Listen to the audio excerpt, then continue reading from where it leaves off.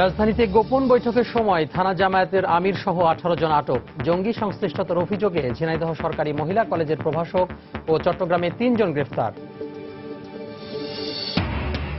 Polytechnic শিক্ষার্থী আফসানা হত্যার বিচার দাবিতে সোচ্চার স্বজন ও সহপাঠীরা। রবিন ও তার বন্ধুরাই জোর করে বাসা থেকে তুলে নিয়ে যায়, অভিযোগ পরিবারের।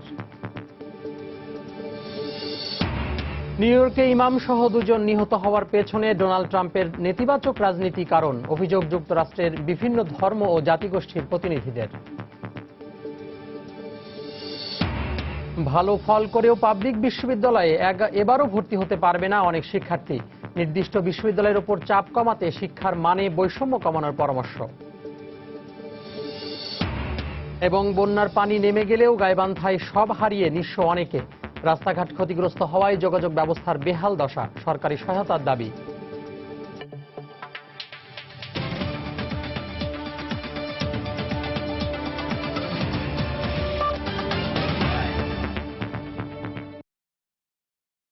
প্রবাসী সময়ের সঙ্গে আছি আমি তোহা খান তামিম। গোপন বৈঠকের সময় রাজধানীর মেরুল বাড্ডার ইসলামিক ইন্টারন্যাশনাল স্কুল ও কলেজ থেকে জামায়াত শিবিরের 18 নেতাকর্মীকে আটক করেছে পুলিশ। তাদের মধ্যে স্কুলের ভাইস প্রিন্সিপাল ও বাড্ডা থানা জামায়াতের আমির শেফায়েতুল্লাহ রয়েছেন। এছাড়া স্কুলের অধ্যক্ষ, মৃত্যুদণ্ডে দণ্ডিত যুদ্ধাপরাধী ও জামায়াতের সাবেক আমির মতিউর রহমান নিজামীর স্ত্রী শামসুন নাহার নিজামীকে আটকের পর জিজ্ঞাসাবাদ শেষে ছেড়ে দেওয়া হয় বলে জানিয়েছেন বাড্ডা থানার ওসি। অভিযানে শেফায়েতুল্লাহর পরিবারের বেশ কয়েকজন আটক করা হলেও পরে তাদের ছেড়ে দেওয়া হয়। শুক্রবার সকালে পুলিশ মেরুল বাড্ডার ইসলামিক ইন্টারন্যাশনাল স্কুল অ্যান্ড কলেজে অভিযান চালিয়ে তাদের আটক করে। গুলশান জোনের ডিসি জানান, গোপন বৈঠকের সময় তাদের আটক করা হয়।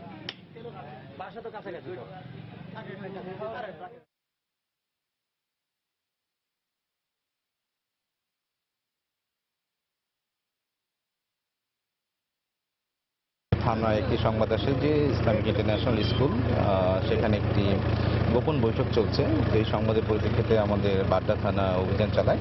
অভিযান চালানোর পরে প্রাথমিকভাবে সত্যতা পায় এবং 18 জনকে থানায় নিয়ে আসে।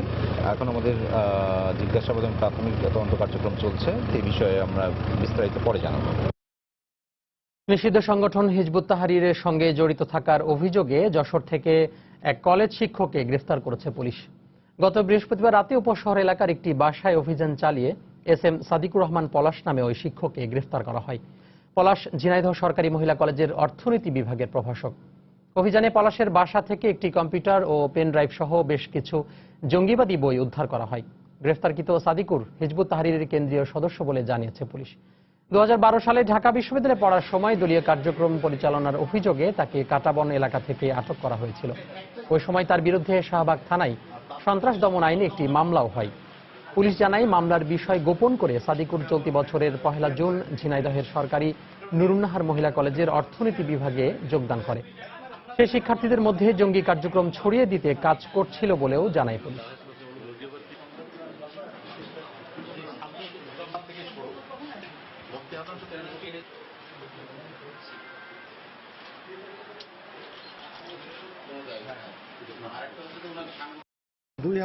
সালে ঢাকা বিশ্ববিদ্যালয়ে অধ্যয়নকালে নিষিদ্ধ ঘোষিত জঙ্গি সংগঠন হিজবুত তাহরীর এক সক্রিয় সদস্য হিসাবে জঙ্গি কার্যক্রম পরিচালনারত অবস্থায় ঢাকা বিশ্ববিদ্যালয়ের পার্শ্ববর্তী কাটাবন এলাকা হতে ডিএমপির শাহবাগ থানা পুলিশ কর্তৃক ধৃত হয় এবং তাহার বিরুদ্ধে সন্ত্রাস বিরোধী আইনে অভিযোগপত্র দাখিল করা হয়। পলাশ জঙ্গি সংগঠনের সক্রিয় সদস্য হিসাবে জঙ্গি কার্যক্রম পরিচালনা, মামলার তথ্য গোপন পূর্বক সরকারি চাকরিতে যোগদান, কলেজের শিক্ষার্থীদের মধ্যে জঙ্গি কার্যক্রম উদ্বুদ্ধকরণ প্রচারণার বিষয়ে অনুসন্ধান কার্যক্রম চলছে। জঙ্গি সংশ্লিষ্টতার অভিযোগে চট্টগ্রাম বিশ্ববিদ্যালয়ের সাবেক শিক্ষার্থী সহ 3 জনকে আটক করেছে গোয়েন্দা পুলিশ। গত বৃহস্পতিবার রাতে নগরীর বিভিন্ন এলাকায় অভিযান চালিয়ে তাদের আটক করা হলেও শুক্রবার সকালে বিষয়টি নিশ্চিত করা হয়। পুলিশ জানায়, নগরীর ডবলমুরিং এলাকায় কয়েকজন জঙ্গি অবস্থান করছে এমন খবরের ভিত্তিতে সেখানে অভিযান চালায় ডিবির একটি বিশেষ দল। সেখান থেকে আনসারুল্লাহ বাংলা টিমের সদস্য রিপনকে আটক করা হয়। পরে তার দেয়া তথ্য মতে পটিয়া ও কর্ণফুলী এলাকায় অভিযান চালিয়ে ইমরান ও রনি নামে 2 জনকে আটক করা হয়। এ সময় তল্লাশি চালিয়ে 2টি ল্যাপটপ, মোবাইল ও জঙ্গিবাদী উস্কানিমূলক বেশ কিছু বই জব্দ করা হয়। এদের মধ্যে রিপন চট্টগ্রাম বিশ্ববিদ্যালয়ের সাবেক ছাত্র এবং রনি ছাত্র শিবিরের নেতা বলে জানিয়েছে পুলিশ। তারা সবাই আনসারুল্লাহ বাংলা টিমের সদস্য এবং গোপনে সংগঠনটির কার্যক্রম পরিচালনা করছিল বলে দাবি করেছে গোয়েন্দা পুলিশ।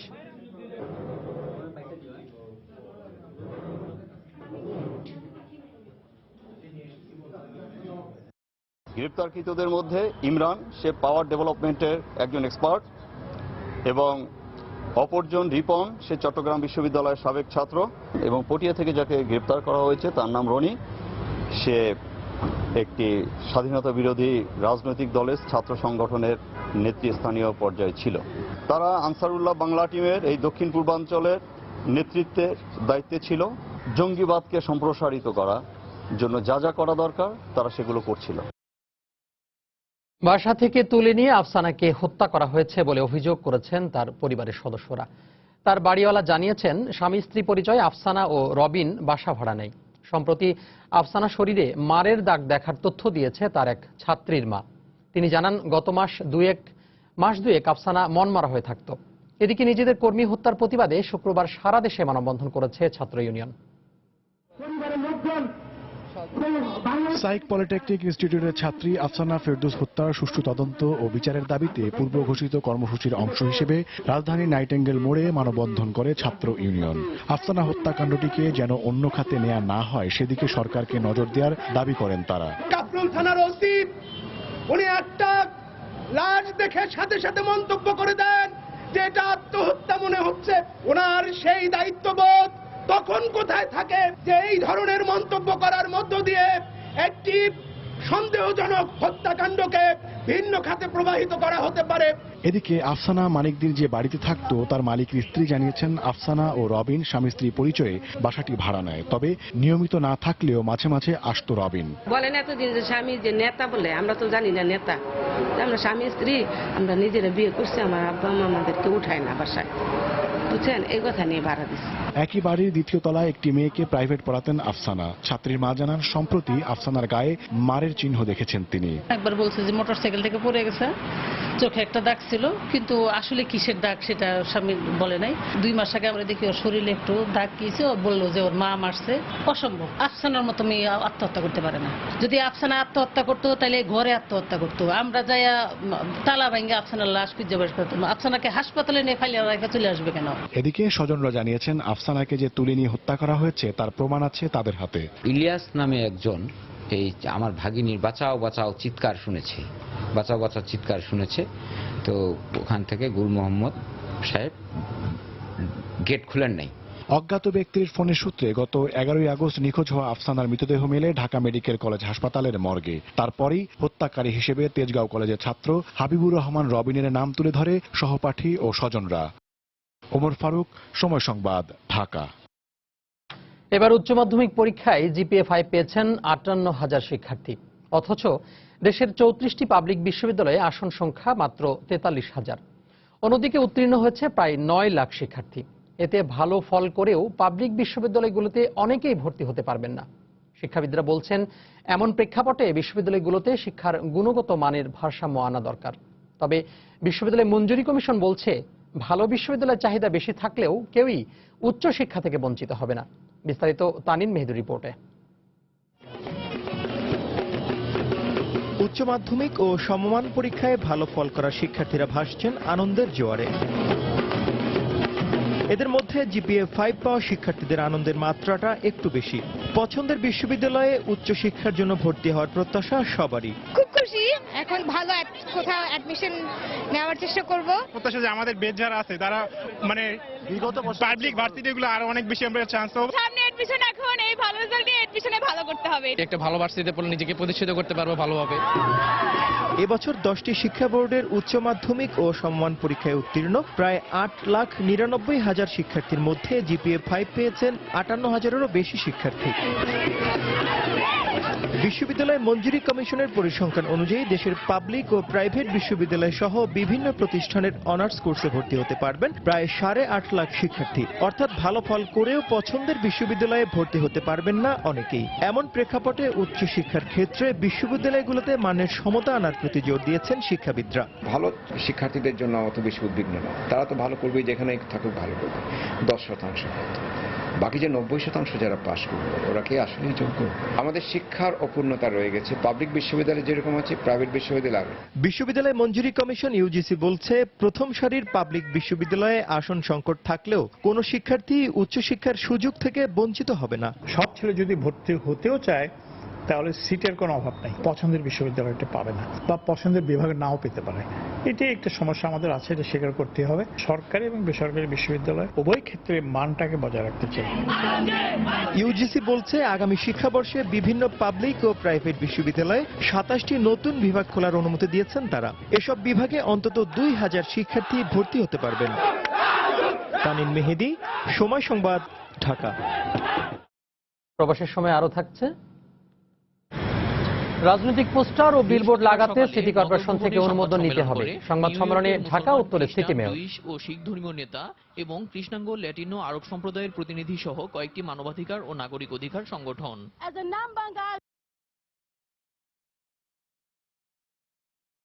নিউ ইয়র্কে ইমাম আলাউদ্দিন আকন্জি ও তারা মিয়া হত্যাকাণ্ডকে বিদ্বেষমূলক উল্লেখ করে এর পেছনে ডোনাল্ড ট্রাম্পের নেতিবাচক রাজনীতির সম্পর্ক রয়েছে বলে অভিযোগ করেছেন সব ধর্ম ও জাতিগোষ্ঠীর প্রতিনিধি ও নেতারা।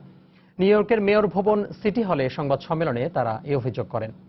সংবাদ সম্মেলনে বিভিন্ন ধর্মীয় ও কমিউনিটির নেতারা বক্তব্য রাখেন। নিউ ইয়র্ক থেকে শেহাবুদ্দিন কিসলুর পাঠানো রিপোর্ট। বৃহস্পতিবার সকালে নগর ভবনে সংবাদ সম্মেলন করে নিউ ইয়র্কের মুসলমান, খ্রিস্টান, জুইশ ও শিখ ধর্মীয় নেতা এবং কৃষ্ণাঙ্গ ল্যাটিনো আরব সম্প্রদায়ের প্রতিনিধি সহ কয়েকটি মানবাধিকার ও নাগরিক অধিকার সংগঠন।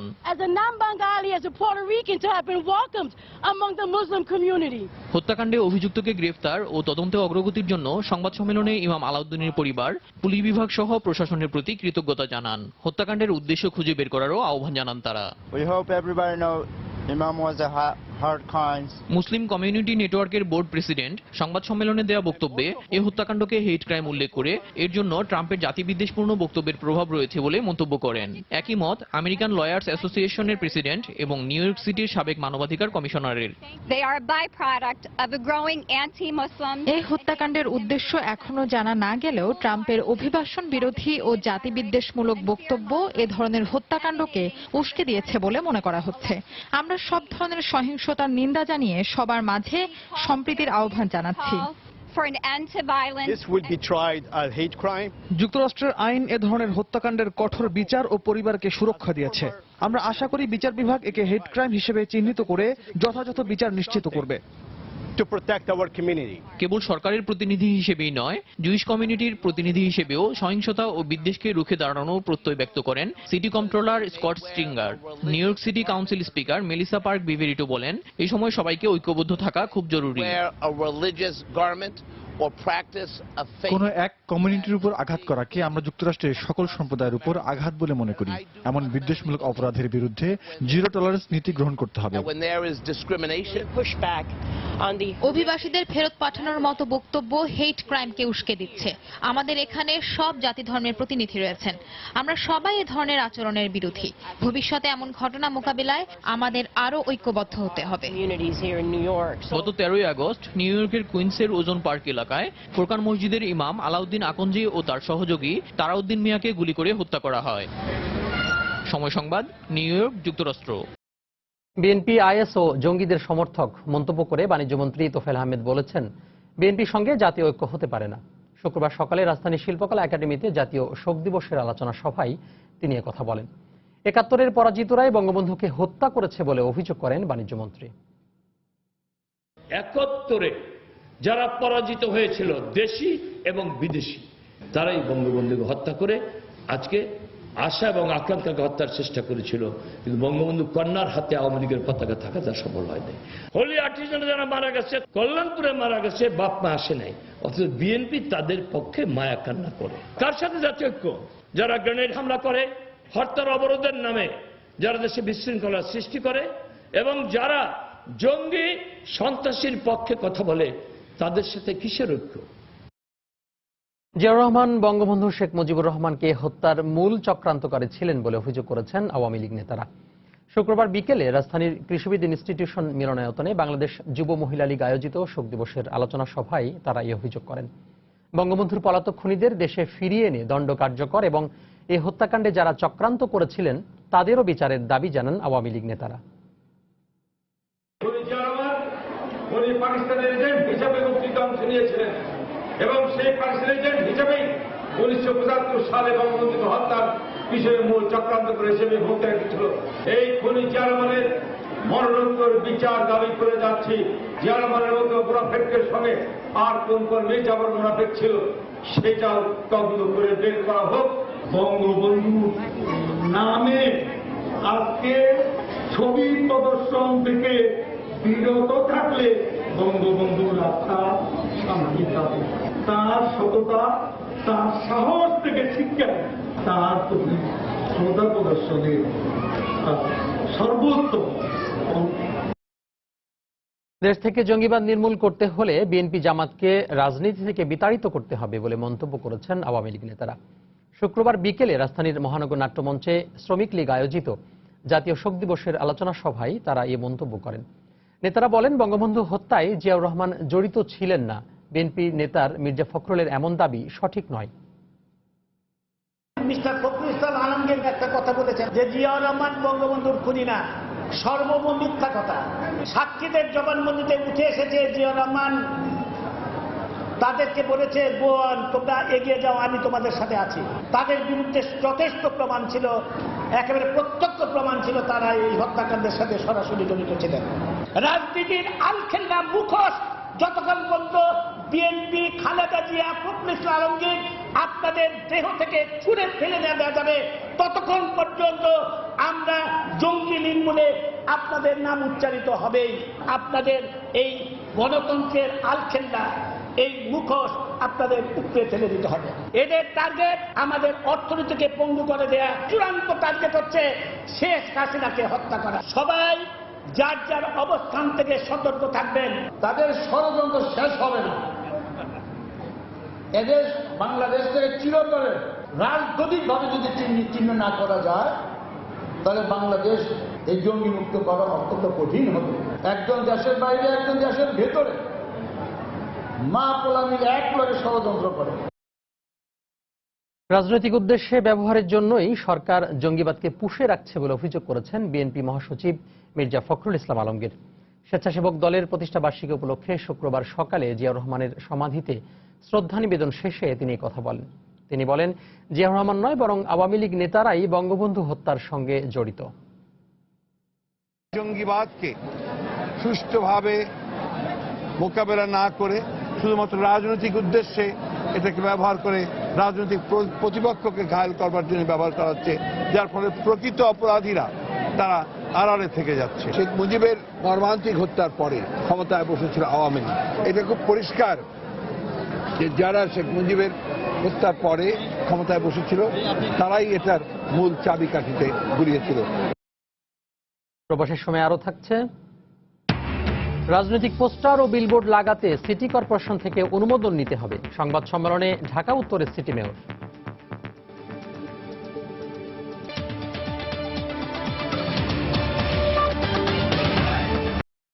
বানের পানি নেমে গেছে, পরিবারের সবাইকে নিয়ে বাড়ি ফিরেছেন বিভিন্ন জায়গায় আশ্রিতরা।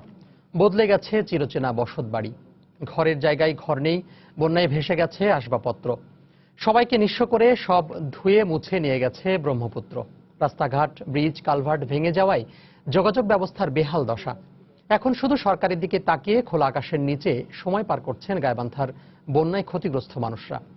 হেদায়েতুল ইসলামের বাবুর প্রতিবেদন আর ছবি তুলেছেন ওবায়দুল ইসলাম। কৃষির উপর নির্ভর করে বেশ ভালোই যাচ্ছিল ফুলছড়ি উপজেলার সিংড়িয়া গ্রামের মধ্যবিত্ত পরিবারের কর্তা মজিবর মিয়ার সংসার। কিন্তু বন্যা তার জীবনের সব সংগ্রাম আর অর্জন লণ্ডভণ্ড করে দিয়েছে। তার বাড়িতে বসার পিঁড়ি পর্যন্ত নেই। প্রতিবেশীদেরও একই অবস্থা। এই মূল অবস্থা আমাদের কোনো কিছু নাই যে একটা জিনিস করবো বা খুঁড়ি উঠাবো বা ঘর তুলবো, এই ধরনের জায়গা নেই। যেহেতু ভিড়াও চলে গেছে, ওখানে তো মাটি কাটার মতো তৌফিকও নেই। এখন আমরা কিভাবে চলবো, কিভাবে আমরা থাকবো? বন্যার পানির তোরে ভেঙে গেছে বেশ কিছু ব্রিজ, কালভার্ট। এতে চরম দুর্ভোগে পড়েছে সাধারণ মানুষ। পারাপারের জন্য বাঁশের সাঁকো আর নৌকাই এখন ভরসা। উদাখালী ইউনিয়নের সিংড়িয়া থেকে ফুলছড়ি উপজেলা পর্যন্ত 3 কিলোমিটার রাস্তায় ধসে গেছে 3টি ব্রিজ, যার ফলে এই এলাকার বেশ কয়েকটি গ্রামের সাথে বিচ্ছিন্ন হয়ে পড়েছে উপজেলা হেডকোয়ার্টারের যোগাযোগ ব্যবস্থা। ভুক্তভোগীদের দাবি, বন্যায় ক্ষতিগ্রস্ত বাড়িঘর পুনর্বাসনের পাশাপাশি এই এলাকার ধসে যাওয়া ব্রিজ কালভার্টগুলো পুনর্নির্মাণ করা হলে হয়তো এই এলাকার ক্ষতিগ্রস্ত মানুষ আবারও ঘুরে দাঁড়াতে পারবে। আমাদের প্রতিদিন 5 টাকা করে যাইতে আসতে লাগে, 10 টাকা করে লাগে, আমরা এগুলো কই পাই? সাঁকো পার হতে হয়, ভ্যানে পার হতে হয়, অনেক পয়সা খরচ করতে হয়। গুরুতর অসুস্থ একটা রোগী হলে আমাদের নিয়ে যাওয়ার কোনো পথ নাই। তবে শিগগিরই ক্ষতিগ্রস্তদের পুনর্বাসনের আশ্বাস দিলেন সরকারি এই কর্মকর্তা। পুনর্বাসনের জন্য তাদের যে ঘরবাড়ি নির্মাণের জন্য টিন এবং নগদ অর্থের প্রয়োজন, সেগুলো আমরা অলরেডি চাহিদা প্রেরণ করেছি। বরাদ্দ সাপেক্ষে আমরা 1-1.5 সপ্তাহের ভিতরেই আমরা এই চাহিদা অনুযায়ী তাদেরকে আমরা পুনর্বাসন করতে সক্ষম হব। জেলা প্রশাসন সংশ্লিষ্টরা জানিয়েছেন, বন্যায় গাইবান্ধার 4 উপজেলায় ব্রিজ, কালভার্ট, রাস্তাঘাট ও কৃষি সহ বিভিন্ন খাতে ক্ষতির পরিমাণ নির্ধারণ করা হয়েছে প্রায় 320 কোটি টাকা। হেদায়েতুল ইসলাম বাবু, সময় সংবাদ, গাইবান্ধা। রাজবাড়ীতে পদ্মা নদীর ভয়াবহ ভাঙনে বিলীন হয়ে গেছে 200 বছরের পুরনো দালান সহ শত শত বাড়িঘর। এলাকাবাসী জানায়, গত কয়েকদিনের ভাঙনে বিলীন হয়ে গেছে সদর উপজেলার বরাট ইউনিয়নের উড়াকান্দা, নয়নসুখ ও দেওয়াপাড়া গ্রাম। এতে গৃহহীন হয়ে পড়েছেন 5 শতাধিক পরিবার। স্থানীয়দের অভিযোগ, বিষয়টি একাধিকবার জানানোর পরও কোনো ব্যবস্থা নেয়নি পানি উন্নয়ন বোর্ড। এছাড়া হুমকির মুখে রয়েছে নদী থেকে 150 ফুট দূরে থাকা শহর রক্ষা বাঁধ। এ অবস্থায় ভাঙন রোধে দ্রুত ব্যবস্থা নেওয়ার দাবি জানিয়েছেন এলাকাবাসী।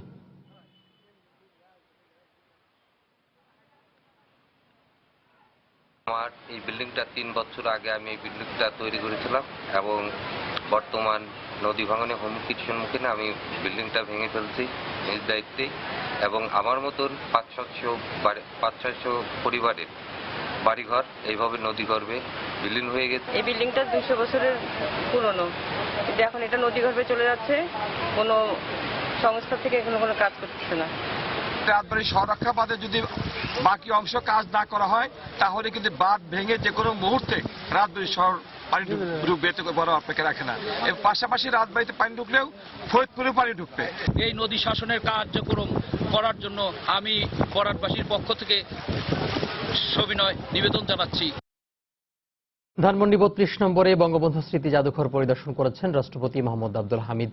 2 ছেলে ও নাতি নাতনিদের নিয়ে শুক্রবার বিকেলে জাদুঘর পরিদর্শন করেন রাষ্ট্রপতি। এ সময় রাষ্ট্রপতিকে স্বাগত জানান জাদুঘরের কিউরেটর নজরুল ইসলাম খান। রাষ্ট্রপতি জাদুঘরের ভেতর বঙ্গবন্ধুর প্রতিকৃতিতে পুষ্পস্তবক অর্পণ করেন। পরে 75-এর 15 আগস্ট শাহাদাত বরণকারী বঙ্গবন্ধু ও তার পরিবারের সদস্যদের আত্মার মাগফিরাত কামনা করে বিশেষ মোনাজাত করেন।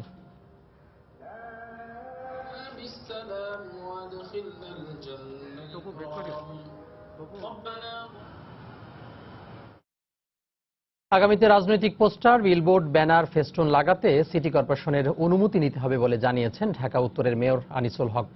শুক্রবার সকালে রাজধানীর গুলশানে কর্পোরেশনের নতুন কার্যালয়ে সংবাদ সম্মেলনে তিনি কথা বলেন। অনুমোদন ছাড়া বিলবোর্ড লাগালে সংশ্লিষ্ট প্রতিষ্ঠান বন্ধের পাশাপাশি মালিকের বিরুদ্ধে মামলা ও লাইসেন্স বাতিল করার হুঁশিয়ারি দেন মেয়র। সুন্দর করে ফুটওভার ব্রিজ বানাই, এত সুন্দর করে ফুটওভার ব্রিজ আমরা রং করি, পরের দিন সকালে যেয়ে দেখি কোনো একটি অর্গানাইজেশন বিরাট করে একটি ব্যানার লাগানো। আপনাদের কি মায়াও লাগে না যে একটি অর্গানাইজেশন চেষ্টা করছে যে শহরটাকে ক্লিন করবে, আপনি এক রাতে যে সেখানে পোস্টার লাগিয়ে দিলেন? বিনীতভাবে অনুরোধ করছি, আমরা যেন ম্যাজিস্ট্রেট নিয়ে যে আপনাদের এই বিলবোর্ড, ব্যানার, ফেস্টুন, দেয়ালে লিখন এগুলোর সুরাহা না করতে হয়। তাহলে আমরা অনেক জায়গায় আপনাদের দোকানপাট বন্ধ করে দেব, কেস করব এবং ট্রেড লাইসেন্স ক্যান্সেল করে দেব। আগামী বছরের শুরুতেই খুলনা কলকাতা রুটে যাত্রীবাহী ট্রেন চলাচল করবে বলে আশা প্রকাশ করেছেন ভারতীয় হাইকমিশনার হর্ষবর্ধন শ্রিংলা। সেই লক্ষ্যে কাজ চলছে বলেও জানান তিনি। শুক্রবার দুপুরে বেনাপোল C&F ব্যবসায়ীদের সঙ্গে মতবিনিময় সভায় কথা বলেন ভারতীয় হাইকমিশনার। বাংলাদেশের ব্যবসায়ীদের খুব দ্রুতই 5 বছরের ভিসা দেয়া হবে বলেও জানান তিনি। বেনাপোল বন্দর দিয়ে ব্যবসা বাণিজ্য আরও সহজ করতে দুদেশ একসঙ্গে কাজ করছে বলেও মন্তব্য করেন হর্ষবর্ধন। মতবিনিময় সভা শেষে বেনাপোল রেলওয়ে স্টেশন ও কাস্টমস চেকপোস্ট, ইমিগ্রেশন ও ICP চেকপোস্ট পরিদর্শন করেন ভারতীয় high commissioner.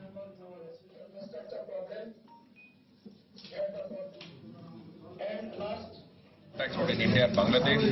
There are some good Bharat ও বাংলাদেশের মধ্যে ব্যবসা ও অন্যান্য যোগাযোগের জন্য সবচেয়ে গুরুত্বপূর্ণ পয়েন্ট হলো বেনাপোল স্থলবন্দর। এই যোগাযোগ আরও সহজ করতে আমাদের নানা পরিকল্পনা রয়েছে। পেট্রাপোল বেনাপোল রুটে ট্রেন চলাচল শুরু করার জন্য এরই মধ্যে বিভিন্ন প্রযুক্তিগত গবেষণা শুরু হয়েছে। দ্রুতই এই রুটে ট্রেন চলাচল শুরু হবে।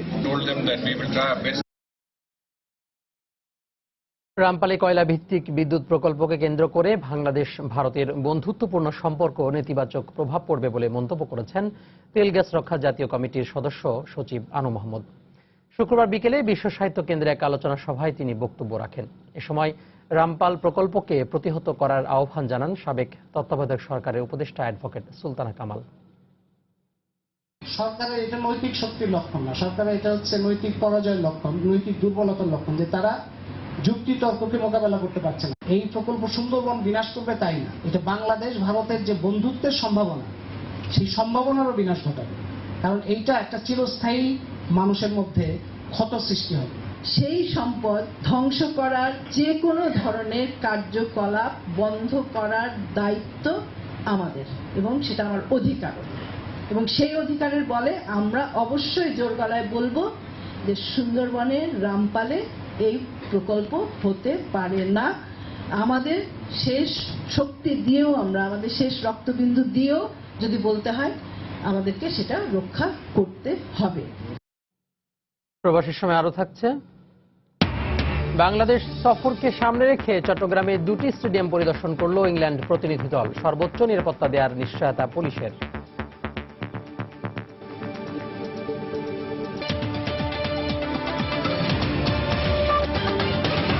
এবার প্রবাসের খবর। জাতির জনক বঙ্গবন্ধু শেখ মুজিবুর রহমানের শাহাদাত বার্ষিকী ও জাতীয় শোক দিবস উপলক্ষে আওয়ামী লীগ কাতার শাখার উদ্যোগে আলোচনা সভা ও দোয়া মাহফিল অনুষ্ঠিত হয়েছে। বৃহস্পতিবার দোহার জেদিদ ঢাকা রেস্টুরেন্টে এই আয়োজন করা হয়। সভায় বক্তারা শোককে শক্তিতে পরিণত করে সরকারকে জঙ্গিবাদ, মৌলবাদ, স্বাধীনতা বিরোধীদের বিরুদ্ধে শক্তিশালী পদক্ষেপ নেওয়ার আহ্বান জানান। একই সঙ্গে বঙ্গবন্ধু শেখ মুজিবুর রহমানের হত্যাকাণ্ডের সঙ্গে জড়িত পলাতক খুনিদের দেশে ফিরিয়ে এনে ফাঁসির রায় কার্যকর করার আহ্বান জানান। অনুষ্ঠান শেষে বঙ্গবন্ধু শেখ মুজিবুর রহমান ও 15 আগস্ট নিহতদের আত্মার মাগফিরাত এবং দেশ ও জাতির শান্তি কামনা করে মোনাজাত করা হয়।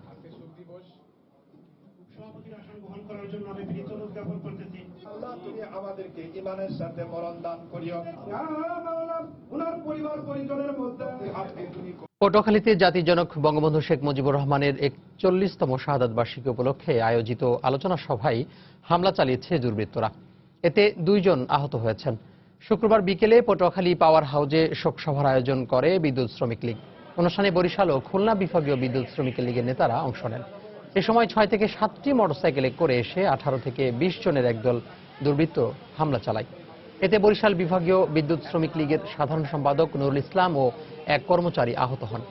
একই সঙ্গে দুর্বৃত্তরা চেয়ার টেবিল ভাঙচুর ও ব্যানার ছিঁড়ে ফেলে। অনুষ্ঠানে দাওয়াত না দেওয়ায় স্থানীয় যুবকরাই হামলা চালিয়েছে বলে অভিযোগ করেছেন বিদ্যুৎ শ্রমিক লীগ নেতারা।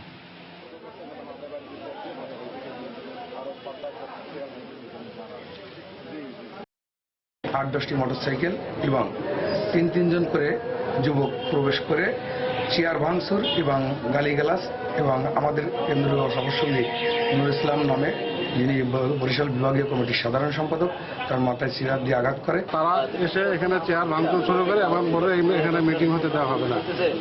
এমনকি তারা বিচ্ছিন্ন কথাবার্তা বলে চেয়ার টেবিল ভাঙচুর করে এই ভিড়ের মধ্যে কে বা কারা আমার মাথার ভিতরে চেয়ার দিয়ে বাড়ি দেয়।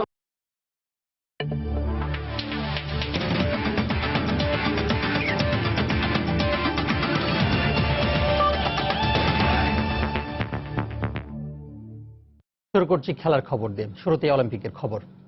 100 মিটারের পর এবার 200 মিটার স্প্রিন্টের স্বর্ণ জিতলেন উসাইন বোল্ট। 19.78 সেকেন্ড সময় নিয়ে একমাত্র অ্যাথলিট হিসেবে টানা 3 অলিম্পিকে 100 ও 200 মিটার স্প্রিন্টের স্বর্ণ জয়ের অনন্য রেকর্ড গড়েছেন এই Jamaican sprinter. Justin Gatlin, Yohan Blake ফাইনালে না থাকায় 200 মিটারে অনেকটা নিশ্চিতই ছিল বোল্টের জয়। আর এই জ্যামাইকান গতিদানবের কিংবদন্তি হয়ে ওঠার পথে বাধা হতে পারেননি 100 মিটারে ব্রোঞ্জ জয়ী কানাডিয়ান স্প্রিন্টার অ্যান্ড্রে ডি গ্রাস। 200 মিটারে বিশ্ব অলিম্পিক রেকর্ডের মালিক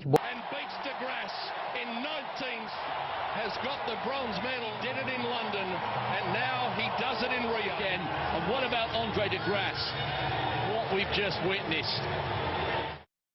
ইংল্যান্ড জাতীয় ক্রিকেট দলের বাংলাদেশ সফর সামনে রেখে দেশটির 3 সদস্যের নিরাপত্তা প্রতিনিধি দল চট্টগ্রাম ভেন্যু পরিদর্শন করেছেন। শুক্রবার সকালে চট্টগ্রামে পৌঁছে টেস্ট ও ওয়ানডে ম্যাচের ভেন্যু জহুর আহমেদ চৌধুরী স্টেডিয়ামের সার্বিক ব্যবস্থা দেখে প্রতিনিধি দলটি যে কোনো সিরিজ বা টুর্নামেন্টের আগে আয়োজক দেশের নিরাপত্তা ব্যবস্থা, হোটেল ও স্টেডিয়াম সহ অন্য সুযোগ সুবিধা পর্যবেক্ষণ করে ইসিবি। এই ধারাবাহিকতায় ঢাকার পর চট্টগ্রাম ভেন্যু পরিদর্শন করেছে প্রতিনিধি দল। চট্টগ্রামের জহুর আহমেদ চৌধুরী স্টেডিয়ামের নিরাপত্তা ব্যবস্থা, মাঠ, ড্রেসিং রুম পরিদর্শন করেন তারা।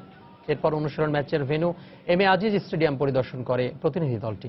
কমাস আগেই বাংলাদেশে অনূর্ধ্ব 19 বিশ্বকাপ খেলে গেছে ইংল্যান্ড, তাই জহুর আহমেদ চৌধুরী স্টেডিয়ামের সুযোগ সুবিধা সম্পর্কে প্রতিনিধি দলটি অবগত আছে বলে জানিয়েছেন ইসিবির ক্রিকেট অপারেশনস ডিরেক্টর জন কার।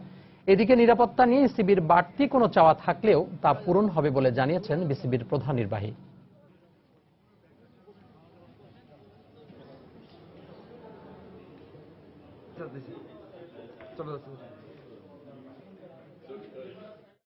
বিপিএল এর খবর, এবারের আসরে নিজেদের দ্বিতীয় জয় পেয়েছে সকার ক্লাব ফেনী। ষষ্ঠ রাউন্ডে উত্তর বারিধারাকে 4-1 গোলে হারিয়েছে লাডি বাবালোলার শিষ্যরা। এই জয়ে 6 ম্যাচ শেষে সকার ক্লাব ফেনী সংগ্রহ 8 পয়েন্ট। সমান ম্যাচে বারিধারা সংগ্রহ 3 পয়েন্ট। এদিকে সকারের জয়ের দিনে হোঁচট খেয়েছে ফেভারিট চট্টগ্রাম আবাহনী। রহমতগঞ্জের কাছে 2-0 গোলে হেরেছে মামুনুলরা। বঙ্গবন্ধু স্টেডিয়ামে শুক্রবার ম্যাচের শুরু থেকেই আধিপত্য ছিল সকার ক্লাবের। 10 মিনিটে রোহিতের গোলে 1-0 এগিয়ে যায় তারা, কিন্তু সকার ক্লাবের সে হাসি বেশিক্ষণ স্থায়ী হয়নি। 11 মিনিটে ফেলিক্সের গোলে সমতায় ফেরে বারিধারা। এরপর ব্যবধান বাড়াতে একের পর এক আক্রমণে যায় সকার ক্লাব। 30 মিনিটে বারিধারার ডিফেন্ডার আরিফুলের ভুলে দুর্দান্ত এক গোল করেন সকার অধিনায়ক আকবর হোসেন রিদন। আর এতেই 2-1 এগিয়ে থেকে বিরতিতে যায় সকার ক্লাব। বিরতির পর নিজেদের আক্রমণের ধার আরও বাড়ায় তারা। তার ফলও আসে 57 মিনিটে। চমরিন রাখাইন গোল করে 3-1 ব্যবধানে এগিয়ে নেন ফেনীর দলটিকে। 3 গোলে পিছিয়ে পড়ে আরও ছন্নছাড়া হয়ে পড়ে বারিধারার রক্ষণভাগ। সে সুযোগে উঁচে ফেলিক্স গোল করে ব্যবধান 4-1 নিয়ে যান। শেষ পর্যন্ত ম্যাচে আর গোল না হওয়ায় বড় জয় নিয়ে মাঠ ছাড়ে সকার ক্লাব ফেনী।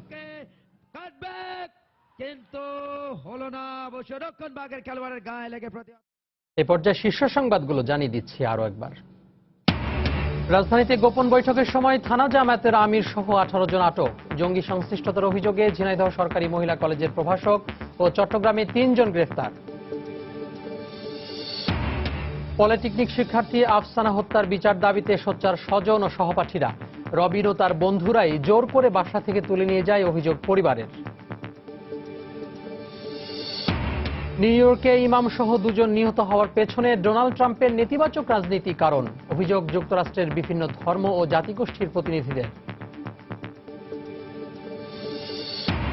ভালো ফল করেও পাবলিক বিশ্ববিদ্যালয়ে এবারও ভর্তি হতে পারবে না অনেক শিক্ষার্থী। নির্দিষ্ট বিশ্ববিদ্যালয়ের উপর চাপ কমাতে শিক্ষার মানে বৈষম্য কমানোর পরামর্শ। এবং বন্যার পানি নেমে গেলেও গাইবান্ধায় সব হারিয়ে নিঃস্ব অনেকে। রাস্তাঘাট ক্ষতিগ্রস্ত হওয়ায় যোগাযোগ ব্যবস্থার বেহাল দশা, সরকারি সহায়তার দাবি। এ ছিল প্রবাসের সময়। যে কোনো খবর পেতে ভিজিট করুন সময়নিউজ.টিভি। যে কোনো বাংলা লিঙ্ক, রবি ও সিরিজের নম্বর থেকে সময় সংবাদের খবর, অনুষ্ঠান সূচি জানতে এবং যে কোনো তথ্য সময় সংবাদকে জানাতে ডায়াল করুন 16242 নম্বরে। এছাড়া এইমাত্র পাওয়া খবর মোবাইলে পেতে SMS করুন *SN লিখে পাঠিয়ে দিন 16242 নম্বরে। সঙ্গে থাকুন সময়।